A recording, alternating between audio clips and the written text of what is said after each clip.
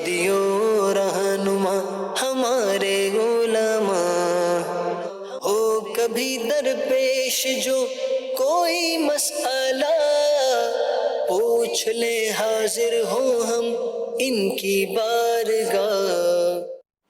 अल्हम्दुलिल्लाहि रब्बिल आलमीन वस्सलातु वस्सलामु अला सय्यिदिल मुरसलीन अम्मा बअदु फ़अऊज़ु बिल्लाहि मिनश शैतानिर रजीम बिस्मिल्लाहिर रहमानिर रहीम अस्सलातु वस्सलामु अलैका या रसूलल्लाह व अला आलिका व अस्हाबिका या हबीबल्लाह अस्सलातु वस्सलामु अलैका या नबियल्लाह व अला आलिका व अस्हाबिका या नूरल्लाह। मदनी चैनल के नादरीन, प्रोग्राम दारुल इफ्ता अहले सुन्नत में आपको खुश आमदीद कहते हैं, मरहबा कहते हैं। अल्लाह पाक हम सब के इल्म में बरकतें अता फ़रमाए, इल्म नाफ़े की दौलत हम सब को अता फ़रमाए। इब्तिदान दुरूद पाक की फ़जीलत हमारे प्यारे नबी सल्लल्लाहु अलैहि व आलिहि वसल्लम का फ़रमान अज़मत अली शान, ज़य्यिनु मजालिसकुम बिस्सलाति अलैया फ़इन्न सलातकुम अलैया नूरुल लकुम यौमल क़ियामह।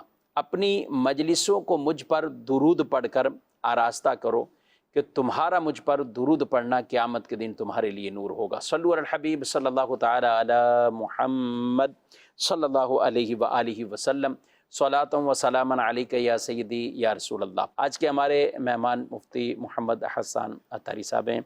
हज़रत आपको खुश आमदीद कहते हैं। जज़ाकल्लाह खैर। कैसे मिजाज? अल्हम्दुलिल्लाहि रब्बिल आलमीन। माशाअल्लाह।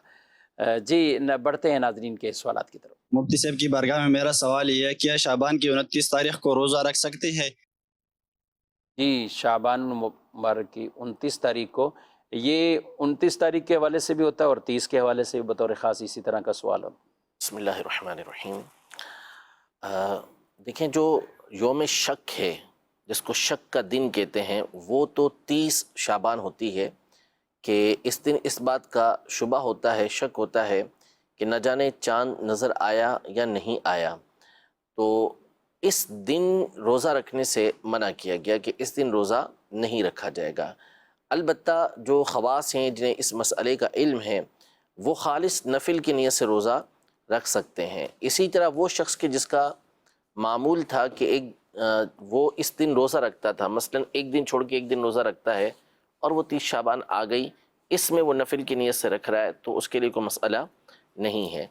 इस तज़ब्ज़ुब के साथ रखना कि अगर रमज़ान है तो फ़र्ज़ हो गया और 30 शाबान है तो नफिल हो गया, इस अंदाज़ में रोज़ा रखने से हदीस पाक के अंदर जो मना किया गया है, उसकी मुमानात की वजह ये बयान की गई है कि इस अंदाज में रोज़ा नहीं रख सकते। यानी डबल नियत और डबल तज़ब्ज़ुब के अंदर आ गया कि पता नहीं है या नहीं है, इस अंदाज में। तो रोज़ा जो होता है वो नीयत के साथ होता है, नीयत किसी चीज़ के मुकम्मल पुख्ता इरादे को बोलते हैं। और बाकी रहा 29 शाबान, तो इसमें वैसे रोज़ा रखने में कोई हर्ज नहीं है। अलबत्ता अगर कोई इसको इस तरह रखता है कि फ़र्ज़ की तरह बना लेता है, उसको फ़र्ज़ समझ लेता है, रमज़ान के हिस्से के साथ मिला लेता है, तो इससे मना किया गया। जिसके बारे में कहा गया कि रमज़ान से 1-2 दिन पहले रोज़ा ना रखो, मुक़द्दम ना हो, तो उसका मतलब ये है कि बंदा जो है वो इसको इस अंदाज़ में रखे जैसे अहले किताब के ऊपर जो रोज़े फ़र्ज़ किए गए थे, इन्होंने अपनी तरफ से और रोज़े फ़र्ज़ करार दे दिए थे। तो इस अंदाज़ में रोज़े रखने से ये मना किया गया। वरना अगर कोई खालिस नफिल की नीयत से रोज़ा रखता है, इसे फ़र्ज़ नहीं समझता, तो इस तारीख़ को रोज़ा रखने में कोई हर्ज नहीं है। ठीक है। अच्छा, ये 29 तारीख जैसे इन्होंने कहा, आप 30 के हवाले से योम शक हो सकता है या 29 के हवाले से भी? 30 को होगा ना योम शक। देखें, योम शक का मतलब होता है शक का दिन, जिसके बारे में बंदे को ये शक पड़ गया कि पता नहीं ये रमज़ान का पहला दिन है या नहीं है। तो 29 को तो ज़ाहिर है कि ये शक होगा ही नहीं। जो शक होगा वो तो 29 तारीख ख़त्म होने के बाद ही हो सकता है कि 29 की जो दिन गुजरा, अब 30वीं की रात को चाँद नज़र आया या नहीं आया। आ गया तो ज़ाहिर है कि दूसरे दिन रमज़ान है, नहीं नज़र आया तो ये शक व शुबा रहता है कि पता नहीं हुआ या नहीं हुआ, तो इसको इस बुनियाद पर यौम शक कहा गया है। ठीक है। और जो साहिल ने पूछा है कि 29 तारीख, उसमें कोई मसला नहीं है। वो उसकी मैंने सूरत हाल बता दी कि किस सूरत में उसकी मुमानात होगी। ठीक है जी। मज़ीद सवाल। जो मस्जिद के पैसे इंतजामिया के पास होती हैं, उसमें से कोई रुकन जो है अपने पर्सनल अपना ज़ाती अकाउंट में वो पैसे जमा करवा सकता है या नहीं, ताकि मस्जिद के पैसे सेव रहे? जी, इंतज़ामिया में से कोई एक रुकन मस्जिद के जो पैसे हैं उनको अपने अकाउंट में जमा करवाता है, तो क्या कहना? देखें, यहाँ जो तरीक़ेकार है हमेशा से वो यही होता है कि मस्जिद का अपना अकाउंट बनता है, मस्जिद के अकाउंट में ही उसे جمع کروانے ہیں. لیکن اگر بالفرض مسجد کا اکاؤنٹ کھلا ہوا نہیں ہے اور یہ حفاظت کی غرض سے اس کے اوپر سب کو اعتماد ہے اور یہ صرف حفاظت کے لیے اپنے اکاؤنٹ کے اندر اس کو رکھ دیتا ہے، استعمال نہیں کرتا، تو رکھوانے تک تو اجازت ہوگی کہ اس کے اندر رکھوا دے تاکہ اس کا پیسہ جو مسجد کا پیسہ ہے وہ محفوظ رہے.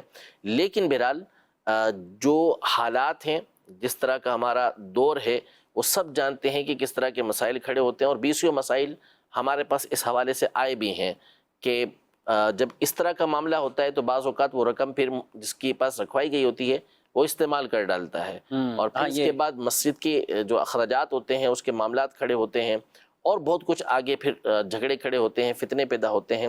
تو حتی الامکان ممکنہ طور پہ فوری طور پر مسجد کا اکاؤنٹ کھلوائیں اور اسی کے اندر مسجد کی رقم یہ رکھوائیں. ٹھیک ہے. اور اگر کسی نے یہ جو آپ نے بتایا اس کے مطابق رکھے ہوئے ہیں تو ان کے لیے بھی لازم ہوگا کہ اس کو استعمال نہیں کریں. بالکل ظاہر ہے کہ یہ صرف اور صرف حفاظت کی غرض سے انہوں نے اس کے اندر رکھے ہوئے ہیں. ٹھیک ہے. جی مزید سوال.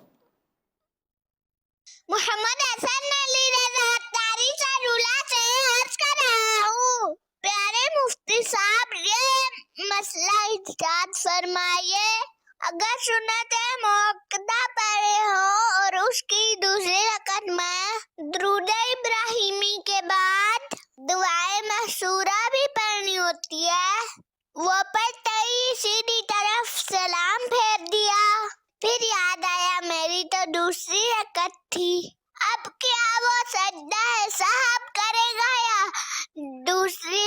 دوبارہ سے نماز پڑھے گا؟ اس کا جواب ارشاد فرما دیجیے، جزاک اللہ خیرا، میرے لیے دعا فرما دیجیے. ماشاءاللہ، اللہ آپ کو برکت ہے. اتنا لمبا سوال یاد کیسے کر لیتے ہیں آپ؟ جو پڑھ کے بھی سناتے ہیں. تو بہرحال کتنی عمر کتنی ہے بچے کا سوال؟ تو اکثر 7 سال کے لگے. عموماً اس بچے کے سوالات تو آتے رہتے ہیں. کیا فرماتے ہیں؟ سنت موقدہ، درود ابراہیمی، اور پھر آگے کہہ رہے ہیں کہ سلام بھی پھیر لیا. اب 2 ہوئیں یا اسی پر ہی کچھ آگے کر سکتے ہیں؟ جی اب دیکھیں، سنت موقدہ کی بات کی تو سنت موقدہ میں تو ویسے ہی اس کی اجازت نہیں تھی درود ابراہیمی پڑھا جائے.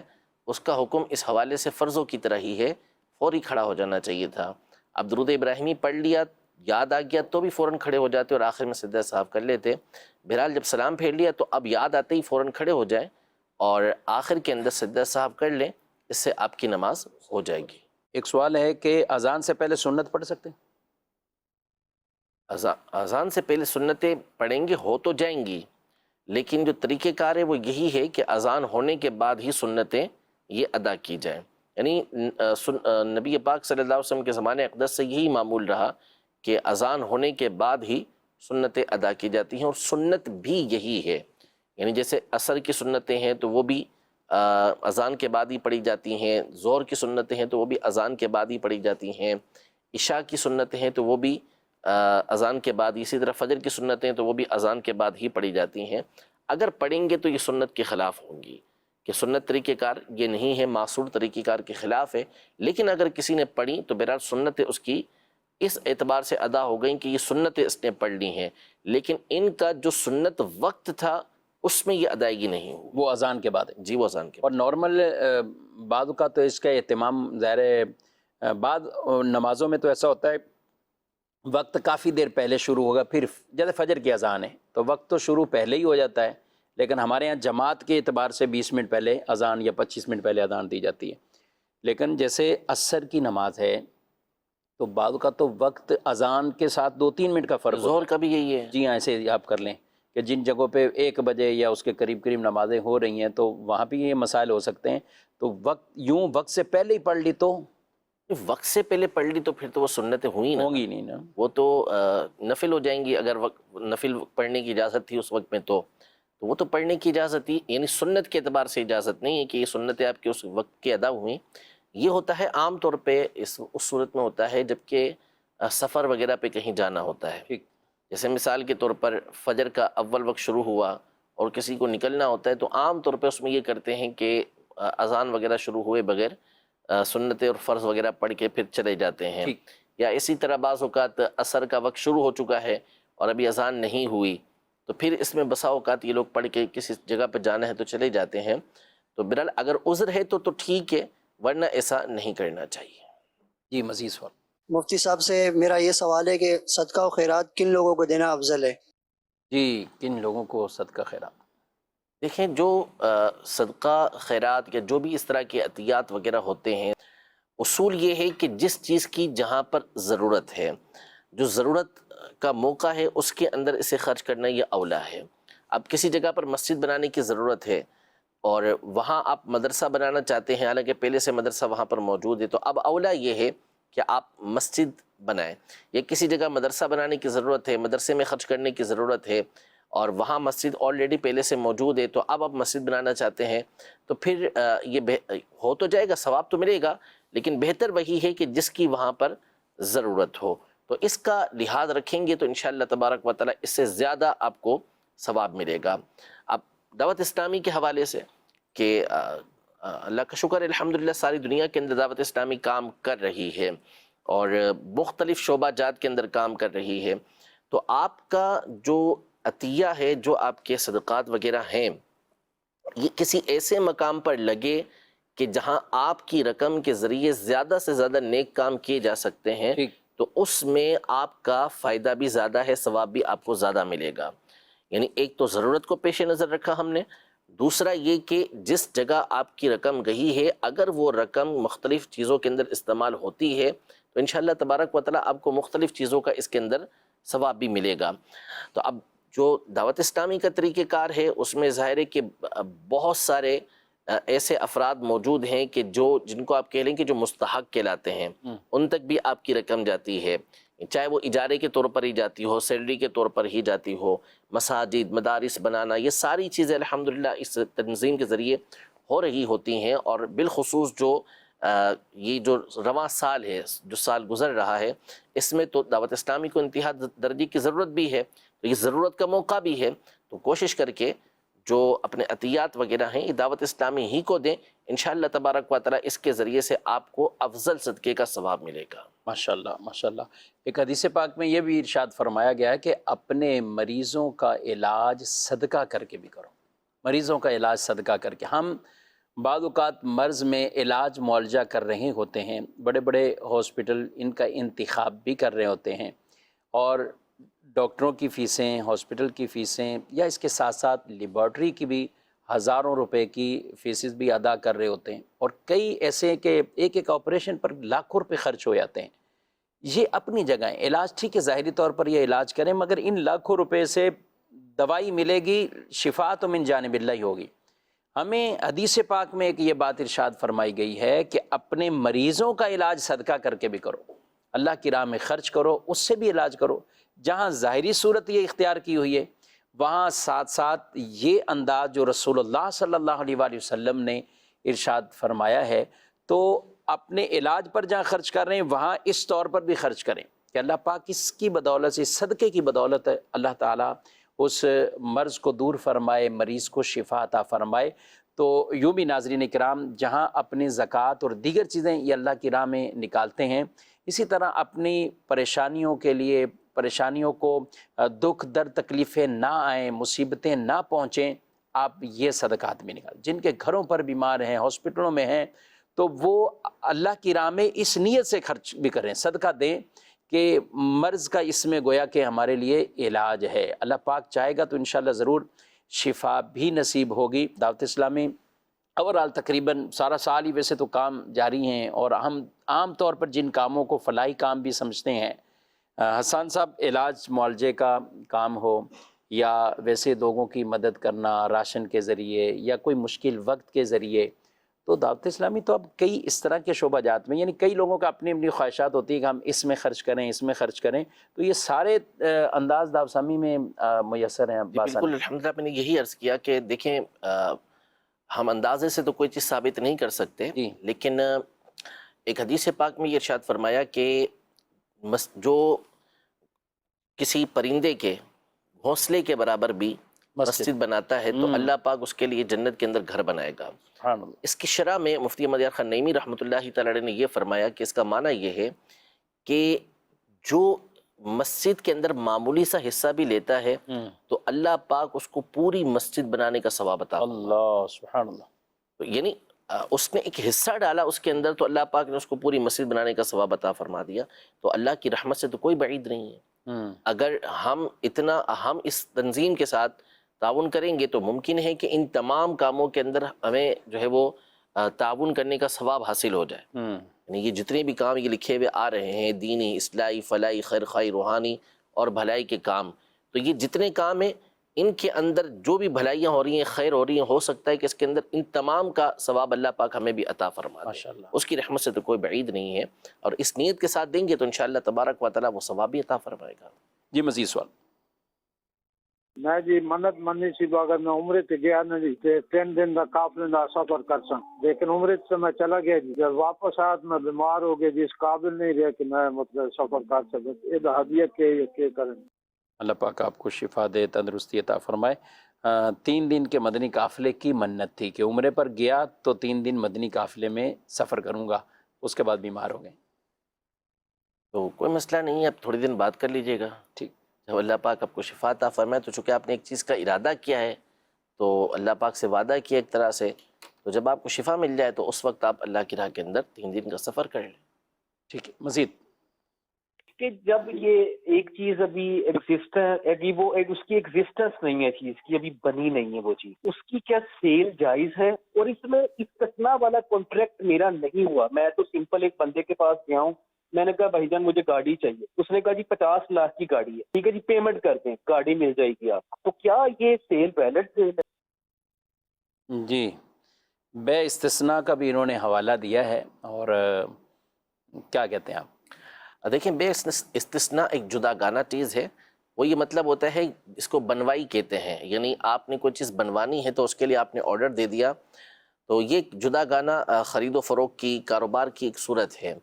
جو کنڈیشن آپ بتا رہے ہیں اور اس میں وہ چیز اس کے پاس موجود ہی نہیں ہے اور اس بنیاد پر وہ آپ سے خرید و فروخت کر رہے ہیں تو یہ تو جائز ہی نہیں ہوگا. یعنی وہ گاڑی اس کے پاس نہیں جو آپ کو درکار ہے، جس کی آپ نے اس سے ڈیمانڈ کی ہے، وہ اس کا مالک ہی نہیں ہے، وہ آپ سے پیسے لے لیتا ہے، آپ کا سودا ڈن ہو جاتا ہے، اس کے بعد پھر وہ آپ کو کہیں اور سے لا کے کہیں اور سے خرید کر دیتا ہے، تو یہ سودا جائز نہیں ہے. کیونکہ نبی پاک صلی اللہ تعالیٰ علیہ وآلہ وسلم نے ارشاد فرمایا لا تبع ما لیس عندک، کہ جو تیرے پاس نہیں ہے، یعنی جو تیرے قبضے کے اندر نہیں ہے اسے تو نہ بیچ. بیچنے سے منع فرمایا. تو اس لیے یا اس کی جو صورت ہے وہ یہی ہے کہ وہ آپ سے وعدہ کر لے کہ میں اتنے کی یہ چیز آپ کو لا کر دے دوں گا، پھر وہ آپ کو لا کر دے دے تو اب آپ کا جو سودا ہے وہ مکمل ہوگا. لیکن پہلے سے ڈن کر لینا، اس کے پیسے دے دینا اور یہ کہنا کہ ہمارا سودا ہو گیا حالانکہ اس کے پاس وہ چیز موجود نہیں تھی، تو یہ خرید و فروخت جائز نہیں ہے. صدقہ فطر کی کتنی رقم ہوگی اس سال؟ صدقہ فطر کے حوالے سے ہمارے دارالتعلیٰ سنت کی ویب سائٹ پر بھی، فیس بک پیج پر بھی یہ باقاعدہ جو دارالتعلیٰ سنت کی طرف سے پاکستان کے لیے ایک ریٹ جاری کیے جاتے ہیں، اور وہ ایک محتاط اندازے کے مطابق تاکہ سب کا ادا ہو جائے. تو گندم یعنی آٹا چکی والا 320 روپے، جو 800 روپے، کھجور درمیانی والی تو اس کا صدقہ فطر ایک 2800 روپے، اجوا کھجور 10,400 روپے، اور کشمش 6,400 روپے. یہ مختلف صدقات فطر اس میں بیان کیے گئے ہیں. اور صدقات فطر کے اندر جہاں آٹے کا فرمایا ہے، جو کا بھی ذکر ہے، کشمش کا بھی ہے، کھجوروں کا بھی ہے. اب کھجوروں میں اچھی سے اچھی اعلیٰ کوالٹی کی جو کھجور ہے تو اس میں ذکر اجوا کا آتا ہے، تو اس طور پر اجوا کا بھی اس میں بیان وہ کر دیا گیا ہے. کیا اس کا وزن کتنا ہے اس اعتبار سے یہ جو لکھے ہیں؟ تو اس میں کوئی اپنے مطلب وزن کا کیا کہیں گے؟ گندم جو ہے اس کا وزن آدھا سا ہے، اور آدھا سا کا مطلب ہوتا ہے 2 کلو میں 80 گرام کم. 2 کلو میں 80 گرام کم کا جو وزن ہوتا ہے اس کو کہتے ہیں، جس کو موٹے حساب میں آپ لے لیں کہ 2 کلو. اور باقی اس کے علاوہ جو 3 چیزیں ہیں جو ہے، اسی طرح کشمش ہے، اسی طرح کھجور ہے، تو ان کا جو وزن حدیث پاک کے اندر ہے وہ 1 سا، یعنی 4 کلو میں 160 گرام کم، جس کو آپ موٹے حساب کے اندر 4 کلو لے لیں. تو یہ اس کا وزن یہ شریعت کی طرف سے مقرر ہے. یعنی 3 تو نبی پاک صلی اللہ علیہ وسلم کے زمانے میں تھے، پھر گندم بعد میں حضرت امیر معاویہ رضی اللہ تعالیٰ عنہ کے دور میں آیا، تو اجماع صحابہ سے اس کا جو وزن مقرر کیا گیا وہ آدھا سا مقرر کیا گیا اس زمانے کے اعتبار سے، تو پھر وہ چلتا چلتا اب تک آج تک آ رہا ہے۔ تو قیمتیں بتا دی گئی ہیں، ہر جگہ پہ جو بنیاد ہے وہ یہی ہے، 2 کلو آپ جو ہے وہ گندم لے لیں، اور باقی جو 3 چیزیں ہیں، جو ہو گئی کھجور ہو گئی کشمش ہو گئی، یہ 4 کلو۔ آپ چاہیں تو یہ بھی اٹھا کے دے سکتے ہیں، یعنی کسی نے اگر 2 کلو اٹھا کے آٹا دے دیا تو بھی اس کا صدقہ فطر ادا ہو جائے گا، لے کر دے دیا۔ اسی طرح اگر کسی نے 4 کلو کھجور دے دی، 4 کلو جو دے دی، یا 4 کلو اس نے کشمش دے دی، تو یہ بھی اس سے صدقہ فطر ادا ہو جائے گا۔ لیکن ظاہر ہے کہ آج کے دور میں عمومی طور پر اس طرح سے کوئی صدقہ فطر ادا نہیں کرتا، اسی لیے علماء کرام پھر ان کی جو قیمتیں ہوتی ہیں وہ محتاط اندازہ لگا کر، کیونکہ ہر مقام پر الگ الگ قیمتیں ہوتی ہیں، کہیں آٹا کتنے کا کلو ہوگا تو کہیں پر ہوگا کچھ ہوگا، اسی طرح کھجور وغیرہ کی قیمتیں بھی الگ الگ ہوتی ہیں۔ تو ایک محتاط اندازہ لگا کر کہ سب کا صدقہ فطر ادا ہو جائے، یہ ایک پیمانہ بیان کیا جاتا ہے، ایک رقم بیان کی جاتی ہے کہ اس کے مطابق آپ ادا کرتے ہیں۔ اور پورے پاکستان کے لیے؟ جی یہ ظاہر پاکستان کے لیے ہے، یعنی اس میں کراچی میں بھی کچھ 10-15 روپے کے بعد کا فرق ہو سکتا ہے اپنے علاقے کے اعتبار سے، لیکن اوورآل سب کے لیے یہ جاری ہوتا ہے، تو اسی رعایت کے مطابق اس کو 320 روپے آٹے کے حساب سے اس کا یہ ریٹ پاکستانی پیسے۔ اچھا، اس میں یہ کھجوروں کا جب ذکر آیا نا، مجھے ایک بندے نے ایک دفعہ بڑی عجیب بات کی کہ 4 کلو کھجوریں ہیں، تو وہ کہہ رہے ہیں ہم تو مسجدوں میں 10 کلو جا کے رکھاتے ہیں، جیسے افطاری کرواتے ہیں، تو اس مسجد میں 10 کلو دے دی تو اس میں دے دی، اس میں دے دی، جو عام نارمل افطار ہوتا ہے، تو یہ بھی اس سے بھی ہمارا کافی ہو جائے گا صدقہ فطر؟ دیکھیے سب سے پہلی چیز تو یہ ہے کہ صدقہ فطر اور زکوٰۃ ان میں تو ضروری ہی کہ نیت ہو، یعنی دیتے ہوئے آپ کی ان چیزوں کی نیت ہوگی، نیت کے بغیر یہ ادا نہیں ہوتے۔ اور دوسری بات یہ ہے کہ ان کے اندر یہ شرط ہے کہ جس کو آپ دے رہے ہیں اس کی ملک کرنا ضروری ہے، یعنی بٹھا کے لوگوں کو آپ نے کھلا دیا کہ جی کھا لیں سارے آپ، تو پھر اس صورت میں آپ کی زکوٰۃ اور صدقہ فطر ادا نہیں ہوگا۔ اس میں تملیک یعنی مالک کرنا یہ شرط ہوتا ہے۔ تو مسجدوں کے اندر کہیں ایسا نہیں ہوتا کہ آپ 10 کلو یا 100 کلو کھجوریں رکھ کر آ جائیں، تو وہ وہی ہوتا ہے کہ جو یہاں بیٹھ کے کھانا چاہے وہ کھا لے، افطاری ہو جاتی ہے، کوئی دوسرا اٹھا کر نہیں لے جا سکتا۔ یعنی اسی طرح تو آپ مسجد نبوی علیہ صاحبہ الصلاۃ والسلام میں لوگ پتہ نہیں کیسی کیسی نعمتیں رکھ رہے ہوتے ہیں، تو اگر وہ اس میں نیتیں کر لیں اس طرح کی، یعنی کھجوروں کے اعتبار سے کھجوریں رکھ رہے ہوتے ہیں، کشمش رکھ رہے ہوتے ہیں، تو پھر تو پتہ نہیں کتنے صدقہ فطر ان کے ادا ہو جائیں گے۔ تو ایسا کچھ نہیں ہوتا، اصل یہ ہوتا ہے کہ آپ نے دیتے ہوئے یہ نیت کرنی ہے، ایک تو صدقہ فطر کی، دوسرا آپ نے جس کو دینا ہے اس کو مالک کرنا ہے، یہ مباح کرنا کہلاتا ہے کہ جو کھانا چاہے کھا لے، اس سے آپ کا زکوٰۃ اور صدقہ فطر ادا نہیں ہوتے۔ اور تیسرا وہ خود حقدار بھی ہو، جی ظاہر سی بات ہے، جس کو دینے رہے ہیں وہ، اور جو اوورآل اس طرح افطاری کے مواقع پر ہوتے ہیں اس میں کون دیکھے؟ ہر طرح کے افراد، ہر طرح کی افطاری کا۔ جی تو ان چیزوں کا بھی بہرحال وہ خیال کرنا ہے۔ زکوٰۃ بڑے محتاط طریقے سے ادا کرنی ہے تاکہ زکوٰۃ اور اسی طرح صدقہ فطر بھی یہ ہمارے ادا ہو جائیں۔ باقی ویسے بھی یہ افطار کروانا اور اس طرح کی دیگر جو یہ نفلی چیزیں، تو ان میں ہمیں اپنے نفلی پیسے، مطلب عام پیسے نکال کر صاف پیسوں سے آپ یہ اللہ کی راہ میں خرچ کیجئے، افطاریاں بھی کروائیں، بالکل بہت ثواب کا کام ہے۔ بلکہ روزے دار کو جو ایک گھونٹ بھی پلائے گا، بلکہ اس میں پیٹ بھر کے کھلانے والے کے لیے کہ وہ حوض کوثر سے ایسا پیے گا کہ پھر کبھی پیاس نہیں لگے گی اس کو، تو جس سے طاقت ہو ضرور یہ عمل بھی کیجیے۔ جی مزید کہ ایک بندہ ہے، ٹھیک ہے، اس 90 لاکھ روپے ہیں، جس میں سے ٹریکٹر شو روم ہے کاروبار کے حوالے سے، تو 45 لاکھ روپے جو ہے نا وہ پڑے ہوئے ہیں، تو 45 لاکھ جو ہیں وہ ہمارے کسی اور پر قرضہ ہے، مطلب جو گاڑی لے کے گیا ہے ان پر قسطیں ہیں ہماری، تو کوئی 1 ماہ میں ملے گا تو کوئی 6 ماہ میں ملے گا۔ 90 لاکھ روپے اور بھی ہیں جو اینٹ کے بچے ہوتے ہیں نا اس میں لگے ہوئے ہیں، وہ بھی رقم اپنی ہے میری، وہ جو ہے نا کچھ ٹائم کے بعد ملے گی، تو اس سے زکوٰۃ کا کیا حکم ہوگا؟ جی کچھ پیمنٹ ان کی کہیں لگی ہوئی ہے، اگرچہ مال تجارت وہ بھی ہے، اور کوئی جو گاڑی وغیرہ بیچ دی اس کی قسطیں آنی بھی ہیں، 45 لاکھ روپے وصول بھی ہونے ہیں، کیا کہتے ہیں؟ دیکھیں جو رقم موجود ہے ان کے پاس اس کی زکوٰۃ تو فی الفور دینی ہے، اور جو موجود نہیں ہے زکوٰۃ اس کی بھی لازم ہے، اس کی بھی دینی ہے۔ اس میں آسان اور عافیت والا طریقہ کار یہ ہے کہ آپ ابھی ہی ساری رقم کی زکوٰۃ نکال دیں، لیکن اگر ابھی نہیں نکالتے تو پھر جیسے جیسے نصاب کا 5واں حصہ ملتا جائے گا، جیسے مثال کے طور پر ابھی اگر نصاب جو ہے وہ 1,30,000 یا سم تھنگ کچھ بنتا ہے مثال کے طور پر، یا ہم لے لیتے ہیں 1 لاکھ روپے مثال کے طور پہ بنتا ہے نصاب، تو اس کا جو 5واں حصہ وہ بنے گا 20,000 روپے. تو اگر وہ مل گئے تو اس کے اوپر پھر زکوٰۃ آپ کو، اس کے 5ویں حصے کی زکوٰۃ آپ کو نکالنا پڑے گی. لیکن نکالنا بہر صورت ہے. اب یہ ساری رقم آپ کو مثال کے طور پہ 2 سال کے بعد ملتی ہے، تو اب 2 سال کی زکوٰۃ پھر آپ کو ایک ساتھ نکالنا پڑے گی.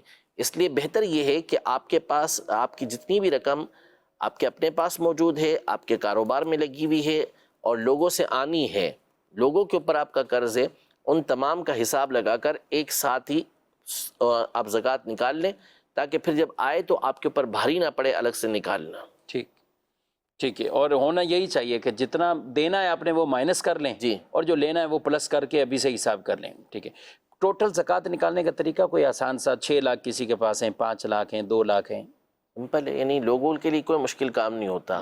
2.5% نکالنی ہے. 1 لاکھ روپے پر 2,500 روپے نکلیں گے، اس حساب سے جتنے بھی ہوں آپ لگاتے چلے جائیں. 40 پہ تقسیم کر کے بھی آرام بن سے جائے گا. جی، کچھ SMS بھی ہیں، ان کو بھی شامل کرتے ہیں. گھر سے کوئی خواتین یہ صدقات میں کیسے شامل ہوں؟ ان کے پاس تو اپنے پاس پیسے نہیں ہوتے. سبحان اللہ. ایسا نہیں ہوتا کہ پیسے نہیں ہوتے، عام طور پر ہوتے ہیں. اور ایسا نہیں ہے کہ جو صدقہ ہے اس کے لیے کوئی لاکھوں روپے درکار ہوں، صدقہ تھوڑا سا بھی ہو سکتا ہے. یعنی حتیٰ کہ حدیث پاک کے اندر یہ ارشاد فرمایا کہ جہنم سے اپنے آپ کو بچاؤ اگرچہ کہ کھجور کا ایک حصہ صدقہ کر کے. تو اگر ایک کھجور یا اس کا آدھا حصہ بھی آپ اللہ کی راہ کے اندر دے تو یہ بھی صدقہ ہے. تو جو اللہ پاک نے آپ کو عطا کیا ہے اس میں سے آپ اللہ کی راہ کے اندر صدقہ نکالیں. تو ایسا نہیں ہے کہ خواتین کے پاس کچھ نہیں ہوتا تو وہ صدقہ نہیں کر سکتی. عام طور پہ کچھ نہ کچھ موجود ہوتا ہے، اور نہ ہو تو جو گنجائش اللہ پاک نے آپ کو دی ہے اسی کے مطابق صدقہ کریں. اگر کچھ بھی نہیں ہے تو جو گھر کے اندر کھانا بنایا ہے اسی میں سے کچھ شوہر کی اجازت کے ساتھ کسی کو دے دیا غریب کو، تو یہ بھی اللہ کی راہ کے اندر صدقہ کرنا کہلائے گا. ٹھیک ہے، ماشاءاللہ. اور جو شوہر بھی خرچ کرتے ہیں، بلکہ ایک حدیث پاک میں جو حسان صاحب وہ کہا کہ اللہ پاک نے ہمارے خادموں اور غلاموں کو بھی محروم نہیں رکھا. جی، وہ یہی ہے کہ ایک حدیث پاک کے مطابق جب شوہر کما کر آتا ہے، شوہر کے مال سے بیوی کھانا بناتی ہے، اور خادم کو حکم ہوتا ہے کہ وہ اس میں سے کچھ حصہ صدقہ کرے گا، تو پھر اللہ پاک تینوں کو برابر برابر ثواب عطا فرماتا ہے. یعنی خادم کو یہ لے جا کر دینے کا صدقے کا ثواب عطا فرماتا ہے، شوہر کو کمانے کا عطا کرتا ہے، بیوی کو بنانے کا عطا کرتا ہے. پھر فرمایا کہ اللہ پاک کی حمد ہے کہ جو ہمارے خادموں کو بھی نہ بھولا، یعنی اس نے ان کو بھی ثواب سے محروم نہ رکھا. جی، مزید کو میرا مفتی صاحب سے یہ سوال ہے کہ مسجد کی رقم سے کوئی پرائز بانڈ خرید کر وہ اس نیت سے رکھ سکتا ہے کہ اس سے جتنے بھی پرائز بانڈ کھلیں گے تو کیا میں وہ مسجد میں استعمال کر سکتا ہوں؟ صحیح. مزید سر، سوال میرا یہ تھا کہ ہمارے والد صاحب نے 4 بیٹوں کے نام پہ جو ہے نا مکان لگوا دیا ہمارے نام، تو کیا اس میں بہنوں کا حصہ ہوگا؟ والدہ بھی موجود. جی، 4 بیٹوں کے نام کا. جی، مسجد کے پیسوں سے تصرف ایسا کر سکتے ہیں؟ نہیں، ایسا تصرف نہیں کر سکتے. مسجد میں جس نے چندہ دیا ہے اس نے مسجد میں استعمال کے لیے دیا ہے. اس طرح جو ہے وہ اس میں تصرف کر کے اس سے یہ چیزیں خرید لینا، اس کی اجازت نہیں. ظاہر ہے یہ خرید و فروخت یہ ہے باقاعدہ، جی، جو بھی اس طرح معاملات کرنا ہے تو اس کی اجازت نہیں ہے. 4 بیٹوں کے نام پہ مکان کیا ہے، کیا والدہ کا بھی حصہ ہے؟ دیکھیں اب کس طرح نام کیا، ظاہر سی بات ہے کہ وہ کس طرح نام کیا ہے سارا دیکھنا ہوگا. والد صاحب خود حیات بھی ہیں یا نہیں ہیں، یہ ساری تو معلومات لینا پڑے گی. دارالفتہ اہل سنت میں آپ فون پہ پہلے رابطہ کر لیں. ٹھیک ہے. اور اگر آپ کے شہر میں دارالفتہ اہل سنت ہے تو باقاعدہ جو بھی ظاہر نام کیا ہے تو کوئی لکھا ہوا ہوگا، اور مزید کس کیفیت کے ساتھ نام کیا ہے. آپ اسی گھر میں سارے رہتے ہوئے ہیں اور پھر ہی نام کیا تو اس کے اپنے شرعی مسائل ہیں. والد صاحب ابھی حیات ہیں یا انتقال ہو گیا تو اس صورت میں بھی ان میں مسائل میں وہ فرق پڑتا ہے. تو ضرور دارالفتہ اہل سنت جو بھی آپ کے شہر میں ہیں، کراچی شہر میں الحمدللہ مختلف جگہوں پر دارالفتہ اہل سنت موجود ہیں. اسی طرح حیدرآباد میں بھی ہیں، فیصل آباد میں بھی ہیں، لاہور میں بھی ہیں، گجرانوالہ، ملتان، سرگودا، راولپنڈی.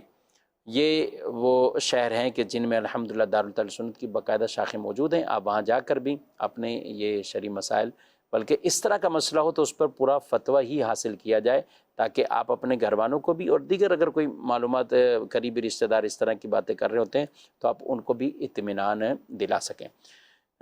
مزید کچھ سوال ہے؟ ایک ایس ایم ایس آیا ہے کہ 27 رمضان کو نکاح کرنے کی کوئی فضیلت ہے؟ کہیں پڑھی نہیں ہے جی، تو ایسی کوئی فضیلت پڑھی نہیں ہے، اور بظاہر ایسا کوئی لگتا نہیں ہے کہ خاص طور پہ کوئی اس کی فضیلت ہو۔ ہاں یہ ہے کہ جو کوئی برکت حاصل کرنے کے لیے ویسے ہی ان خاص تاریخوں کو، خاص مقام کو بھی، کئی مکہ مکرمہ میں، مدینہ منورہ میں، پھر رمضان کے دن روزے کی حالت، پھر اگر 27 جمعے کا دن آ جائے، پھر اس طرح کی جو بہت ساری اور باتیں بھی ہو سکتی ہیں، تو جو نیت پر قادر ہے اور اچھی نیت کے ساتھ کہ سنت کی ادائیگی ہو رہی ہے، اور پھر اس کے بعد وہ یہ دیکھتا ہے کہ چونکہ مقدس مقامات اور مقدس اوقات کے اندر عبادت کا ثواب بڑھ جاتا ہے، ایسی واقعی کوئی صاحب نیت شخصیت ہے جو اس طرح کرتا ہے نکاح، تو بالکل اس کو اس دن کا جو ہے وہ فائدہ حاصل ہوگا۔ ٹھیک ہے، ماشاء اللہ۔ گندم بھی دے سکتے ہیں یا صرف آٹا ہی دینا ہوگا؟ گندم بھی دے سکتے ہیں، اصل تو گندم ہی ہے، اور چاہیں تو اس کا آٹا بھی دے سکتے ہیں۔ جی، مزید سوال؟ میرا مفتی صاحب سے یہ سوال ہے، کیا انسانوں کی طرح جنات پر بھی شرعی احکام لاگو ہوتے ہیں؟ جزاک اللہ خیر۔ آمین، جزاک اللہ، ماشاء اللہ۔ انسانوں کی طرح جنات کے شرعی احکام، جی بالکل، جو جنات ہیں وہ یہ احکام کے مکلف ہیں، ان کے اوپر احکام لازم ہوتے ہیں۔ قرآن مجید فرقان حمید میں اللہ جل شانہ نے بہت سارے مقامات پر جہاں انسانوں کو خطاب فرمایا، وہیں پر جنات کو بھی ارشاد فرمایا ان سے، جیسے فرمایا کہ وما خلقت الجن والانس الا لیعبدون، کہ ہم نے انسان اور جنات ان کو اپنی ہی عبادت کے لیے پیدا کیا۔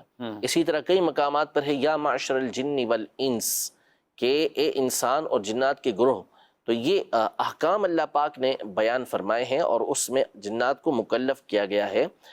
تو جنات کے اوپر نمازیں بھی فرض ہوتی ہیں، روزے بھی فرض ہوتے ہیں، اور احکام بھی ان کے اوپر جو ہے وہ لاگو ہوتے ہیں۔ اچھا، باقی فرق ہے کہ عام انسانوں میں جیسے مسلمانوں کے عام احکامات ہیں وہ جدا ہیں، جنات کے اپنے اعتبار سے؟ دیکھیے فرق ہو سکتا ہے، لیکن اس کی ڈیٹیل تو بہت ہی مشکل ہے کہ مل پائے گی۔ چند ایک باتوں کے علاوہ جیسے غذا کے حوالے سے احادیث طیبہ کے اندر ذکر آیا ہے، لیکن اب اس کی تفصیل بہت مشکل ہے کہ کسی مقام پر آپ کو مل پائے کہ ان کے کچھ احکام میں یوں نماز یوں پڑھنی ہے تو روزہ یوں رکھنا ہے، یہ عام طور پہ اس کا فرق نہیں ملے گا۔ اور جو ظاہر حدیثوں کا وہ یہی کہ اسی انداز میں انہوں نے نماز پڑھنی ہے، اسی انداز میں انہوں نے روزے رکھنے ہیں۔ باقی رہا زکوٰۃ کا معاملہ تو اس کے حوالے سے کہیں پڑھا نہیں کہ وہ مال و اسباب جمع کرتے ہوں اور پھر اس کے بعد ان کو اس کے اوپر زکوٰۃ دینی ہو، یہ میرے علم کے اندر نہیں ہے۔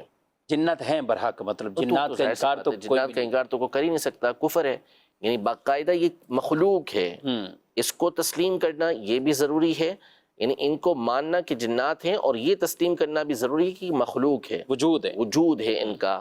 یہ نہیں کہہ سکتے کہ یہ کوئی بدی کی قوت ہے یا یہ بس ایک جو ہے وہ کیفیت ہے، ایسا نہیں، بلکہ باقاعدہ یہ ایک وجود رکھتے ہیں، اور قرآن و سنت کے اندر کثرت کے ساتھ ان کا اسی انداز میں ذکر آیا ہے۔ ٹھیک ہے، ماشاءاللہ۔ جی، مزید سوال؟ عبدالوہاب عرض کر رہا ہوں ڈیر کی سندھ سے۔ مفتی صاحب کی بارگاہ میں یہ سوال پوچھنا تھا عشر کے حوالے سے، کہ جو کسان ہوتے ہیں کسی زمیندار کی زمین وغیرہ کا کام کرتے ہیں، اور ریشو یہ ہوتا ہے کہ 50-50%، یعنی جو فصل اگے گی اس میں جو ملے گا وہ 50-50 ہوگا، عشر کیسے دیں گے؟ اور دوسرا یہ مسئلہ تھا کہ جو زمین ٹھیکے پہ لے جاتی ہے، فار ایگزامپل 1 لاکھ روپے ٹھیکے پہ لے گئی یا 50,000 ٹھیکے پہ لے گئی، تو اس کے لیے عشر نکالتے وقت اس اماؤنٹ کو کچھ کرنا پڑے گا، یعنی مائنس وغیرہ کرنا پڑے گا یا نہیں؟ جزاک اللہ خیرہ۔ جی دیکھیں، عشر کا جو اصول ہے وہ ہے فصل کے اوپر، یعنی اس میں یہ خرچے یہ چیزیں مائنس نہیں ہوتی، ٹھیکہ بھی نہیں مائنس، ٹھیکہ بھی مائنس نہیں ہوتا۔ جس کے پاس جتنی فصل ہے اس کا اس نے عشر نکالنا ہے۔ تو اگر ہاف آپ کے پاس ہے، ہاف کسی اور کے پاس ہے، تو آپ نے ہاف یہ عشر نکالنا ہے۔ اور اگر پوری آپ کے پاس ہے تو ایسا نہیں ہو سکتا کہ ٹھیکے کی رقم نکالنے کے بعد آپ جو ہے وہ عشر نکالیں، نہیں، بلکہ جو عشر ہے پیداوار اس کے اوپر آپ نے عشر نکالنا ہے، یہ چیزیں اس میں سے مائنس نہیں ہوں گی۔ جی، مزید سوال؟ 6.5 تولے سونا زکوٰۃ بنتی ہے کہ نہیں بنتی؟ پیسے تو نہیں ہے، 2 تولے چاندی ہے۔ ٹھیک ہے، 6.5 تولے 2 تولے چاندی. پہلے عشر والے کے ساتھ ایک سوال وہ بھی تھا کہ اگر دونوں کے ہیں پارٹنرشپ ہیں، جتنا آپ پارٹنرشپ دیں گے اس کے لیے تو ان کو رہنمائی لینا پڑے گی کہ ہے کیا کہ کس انداز میں کی ہے، لیکن اصول یہی ہے کہ جس کی جتنی فصل ہے اس کے اوپر ان کو عشر دینا ہوگا. 6.5 تولے سونا اور 2 تولے کچھ چاندی. ہاں تو یہ تو واضح ہو گیا نا کہ خود بتائے نا کہ چاندی موجود ہے، تو جب سونے کے ساتھ سونا 7.5 تولہ سے کم ہو لیکن اس کے ساتھ چاندی یا رقم یا بیچنے کا سامان ہو، تو اب ان کو آپس میں ملائیں گے اور دیکھیں گے کہ یہ 52.5 تولہ چاندی کی رقم کے برابر ہے یا نہیں ہے. اور ظاہر ہے کہ 6 یا 6.5 تولہ سونا ہونا اور اس کے ساتھ تھوڑی سی بھی چاندی ہوگی تو ملا کر دیکھیں گے تو یہ 52.5 تولہ چاندی کی رقم کو پہنچ جائے گا، اور اس صورت میں زکوٰۃ جو ہے وہ لازم ہوگی. 2.5% کے حساب سے آپ کو زکوٰۃ دینا ہوگی. جانوروں کی زکوٰۃ کے کیا احکامات ہوتے ہیں؟ میسج آئے. دیکھیں تو بہت تفصیلی بات ہے. اس میں بنیادی اعتبار سے تو یہ ہے کہ جو جانور ہیں اگر یہ تجارت کے لیے لیے گئے ہیں، بیچنے کی نیت سے لیے گئے تھے، تو جو بیچنے کے لیے لیے گئے جانور ہیں ان کے اوپر تجارت کے اعتبار سے زکوٰۃ ہوگی. 2.5% اس کی قیمت کے اعتبار سے آپ کو اللہ کی راہ کے اندر دینا ہوگا، زکوٰۃ نکالنا ہوگی. باقی اس کے علاوہ جو جانور ہیں جو گھر میں پالنے کے لیے لیے جاتے ہیں، ان سے مقصد ہوتا ہے کہ نسل بڑھائیں گے، دودھ حاصل کریں گے، ان کی افزائش کریں گے، تو اس پر 2 چیزوں کو جاننا ضروری ہوگا. نمبر 1 تو یہ کہ ایسے جانور کو چرائی کے جانور کہا جاتا ہے جس میں اصول یہ ہوتا ہے کہ سال کا اکثر حصہ انہوں نے باہر جنگلات وغیرہ سے کھا کر گزارا ہو. ایسا نہ ہو کہ گھر کے اندر سے پال رہے ہوں، گھر ہی کے اندر گھاس لائی جا رہی ہے، گھر ہی کے اندر اس کو کھلایا پلایا جا رہا ہے، یعنی سال کا اکثر حصہ گھر کے اندر وہ کھا پی رہے ہیں، تو پھر ان کے اوپر زکوٰۃ نہیں ہوگی. اول تو شرط یہ ہے کہ پھر پہلے وہ پلتے جو ہوں وہ باہر کی گھاس پر سال کے اکثر حصے میں پلتے ہوں، اور دوسرا پھر ان کی تعداد ہوتی ہے.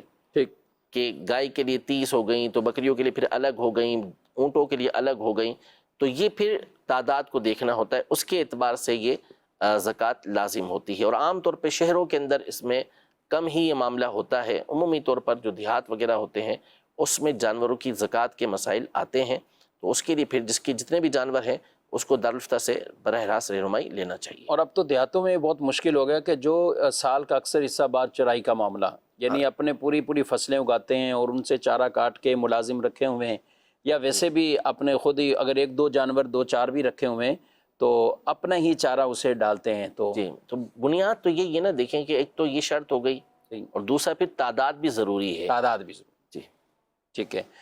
جی ناظرین کرام، آپ نے پروگرام ملاحظہ کیا، وقت بھی ہمارے پروگرام کا اپنے اختتام تک پہنچا ہے. اللہ پاک ہم سب کو علم دین جو سیکھا ہے اس پر عمل کی توفیق عطا فرمائے. آمین بجاہ نبی. ہادیو رہنما ہمارے علماء ہو کبھی درپیش جو کوئی مسئلہ پوچھ لے، حاضر ہوں ہم ان کی بارگاہ.